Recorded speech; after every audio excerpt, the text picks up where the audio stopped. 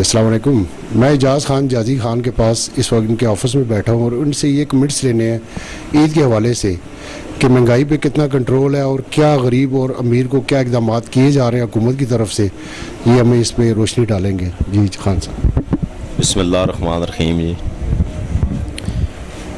मैं तो यही देख रहा हूँ कि अल्लाह की मखलूक का बहुत बुरा हाल है, पता नहीं किस तरह वो गुजारा कर रहे हैं। तो ईद तो आ रही, अल्लाह खैर खैरियत से और खैर आफियत से ले गया है, पर ईद मनाने वाली जो बात है वो मुझे कहीं भी नज़र नहीं आ रही, किसी चेहरे पे रौनक नज़र नहीं आ रही। लोगों की जेबें खाली हो चुकी हैं, रोज़गार नहीं है, बेरोज़गारी है। बस ये जो बाज़ारों के अंदर वैसे लोग तो घूम रहे हैं, ख़रीदार कोई नहीं है। अगर कुछ हैं इस्लामाबाद में या सदर कैंट साइड पे या कमर्शियल मार्केट साइड पे, वो सरकारी बेगमात हैं। और ये जो इक़्तिदार वाली पार्टी है, ये जो लोग जिन्होंने लोगों का खून निचोड़ा हुआ है, वो लोगों के सामने, गरीब लोगों के सामने इस तरह 5-5 हज़ार के नोट निकाल के ख़रीदारियाँ कर रहे हैं, मज़ीद उनका दिल जला रहे हैं। तो अल्लाह से दुआ ही कर सकते हैं कि अल्लाह करे, अल्लाह रहम फरमा दे सारी मखलूक के ऊपर।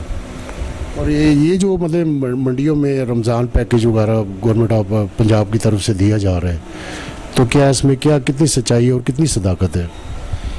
तमाशा यही है, तो तस्वीरें देख के आप गैस कर सकते हैं। ये तो नाउज़ बिल्लाह इस तरह है कि खुदा बने हुए हैं कि जिस तरह इन्होंने तस्वीरें लगाई हुई हैं कि रिस्क ये दे रहे हैं, वहाँ देखें क्या बिक रहा है और किस भाव में बिक रहा है। ये एक तमाशा है, ड्रामा है। बल्कि इसमें से भी जितनी इसकी एडवर्टाइज़ पे इन्होंने पैसा लगाया है, जितना तस्वीरों पे पैसा लगाया और जितना पैसा ये खा गए हैं, मैं कहता हूँ ये पैसा भी लोगों को तकसीम कर देते तो शायद कुछ लोगों की ईद अच्छी गुजर जाती या गुजारा हो जाता। अब ये देखें कि ज़कात भी ये ले लेते हैं सारी। अमीर लोगों को भी बहाना मिल गया है कि बैंकों से ज़कात भी ये काट लेते हैं। अब गरीबों को तो ज़कात भी नहीं मिल रही, क्योंकि ज़कात सारी तो ये ले जाते हैं और जिससे पूछें वो कहता है जी बैंक वालों ने काट ली है, एडवांस ही कटवा दी है मैंने पहले उस। मैं कहता हूँ अगर ये किया है तो फिर कम से कम लोगों को ज़कात तो सरकारी सतह पे दी जाए, नहीं तो फिर लोगों को फ्री छोड़ दिया जाए, अल्लाह के हवाले कर दिया जाए। ऐसे दीनदार लोग हैं जिनको अल्लाह ने माल दिया हुआ है, जो अपने हाथ से मेरे ख्याल में तकसीम करेंगे तो ज़्यादा खुशहाली होगी, ज़्यादा लोग अच्छी ईद और रमज़ान गुजार सकेंगे।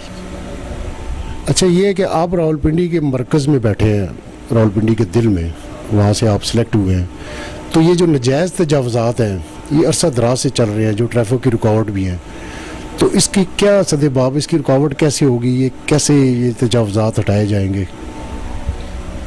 ये तो अब बहुत मुश्किल है। आप यकीन करें कि पैदल शाम को आप पैदल, दिन को भी पैदल नहीं चल सकते। ये कॉलेज रोड पे, लियाकत रोड पे, इकबाल रोड पे, जो शहर का मेन राजा बाज़ार में, इसमें यह है कि पिछले 25-30 साल का रिकॉर्ड निकलवाएं आप। जितनी भी बिल्डिंगें बनी हैं, ख़ासकर जितने शॉपिंग सेंटर बने हैं, सब नाजायज़ तौर पे बने हैं TMA के साथ मिल के। और यही गवर्नमेंट जो पिछले 25 साल से पंजाब में गवर्नमेंट कर रही है, इन्होंने माल खाया है। किसी ने पार्किंग नहीं छोड़ी। जो सेट बैक होता है हर रोड का एक मंसूबा है कि हर रोड का एक किसी जगह पे अगर आप बिल्डिंग बनाते हैं, किसी को उस के मुताबिक, नक्शे के मुताबिक 15 फुट पीछे जाना पड़ता है, किसी को 10 फुट पीछे, ये बल्कि 5-5 फुट आगे आए हैं सारे। किस तरह इनके नक्शे पास हो गए हैं, किसी के पास पार्किंग नहीं है, सब माल खाया और मिली भुगत से हुआ है और अभी भी हो रहा है। अल्लाह ही रहम करे। वैसे तो मेरे ख्याल में बिल्कुल ये रोड आपको और 2-4 महीने गुजरे तो बिल्कुल ही बंद मिलेंगे।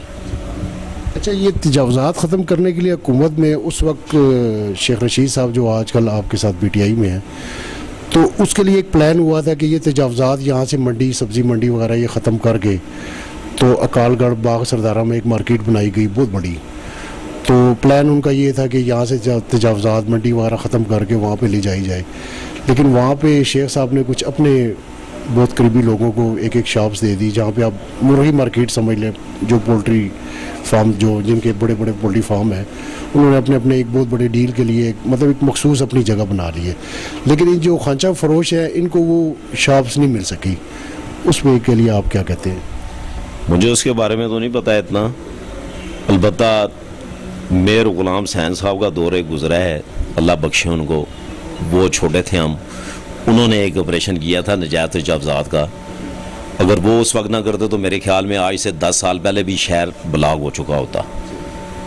तो सारे जितने दुकानदार ताजर भाई हैं, उन्होंने ये जितने भी छापा फरोश हैं, इन्होंने छापे लगाए हैं। ये 2 जगह पे उसका टैक्स दे रहे हैं। एक तो उस दुकानदार को दे रहे हैं जिस दुकान के बाहर उन्होंने लगाया हुआ है, दूसरा वो TMA वालों को जो मुस्लिम लीगी टाउट हैं, जो मुस्लिम लीगी 2 नंबर रहनुमा बने हुए हैं, उनकी पैदागिरी ये है। ये आप अगर विज़िट करें तो शाम को आपको ये छापों के ऊपर ही नज़र आएंगे वसूली के लिए, और दिन को आपको TMA के अफसर नज़र आएंगे, और महीने बाद आपको नज़र आएगा वो दुकानदार पैसे गिन के, वो छापा फरोश पैसे गिन के वो किराए की मद में जगह सरकारी और जिसकी दुकान के बाहर वो खड़ा है वो उसको दे रहा है। यहाँ पे आवे का आवा ही बिगड़ा हुआ है।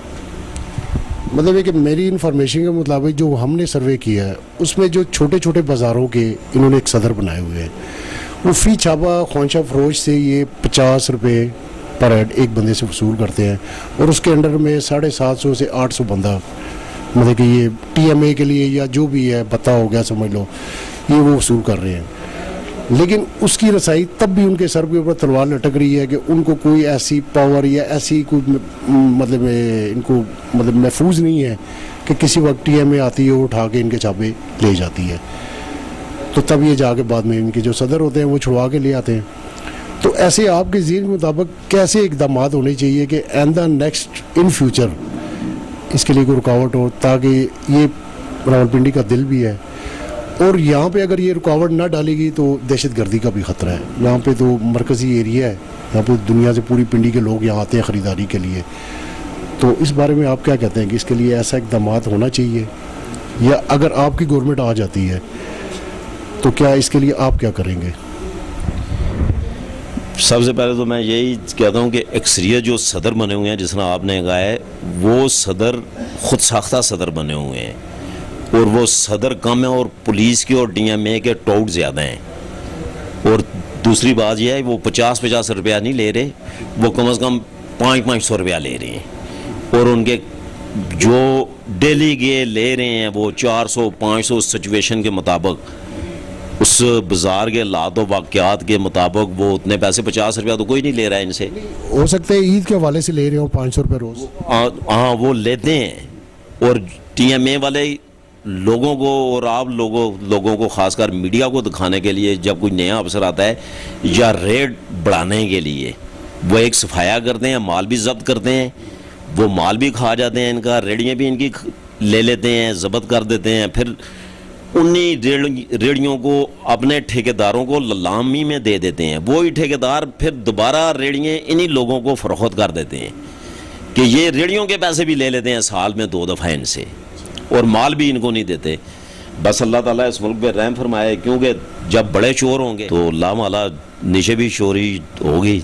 अब छोटों ने बड़ों पे ही जाना है, तो बड़े देखने सारे ही डाकू हैं, चोर हैं, तो नीचे भी सारे उन्हीं के करिंदे घूम रहे हैं।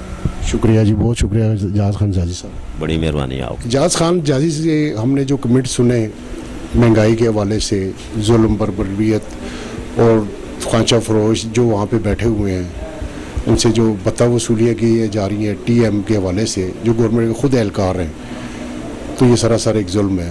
हुकूमत पंजाब के लिए एक सवालिया निशान है। यासर महमूद कैमरामैन के साथ मुनीर मलिक, न्यूज़ वॉच, रावलपिंडी।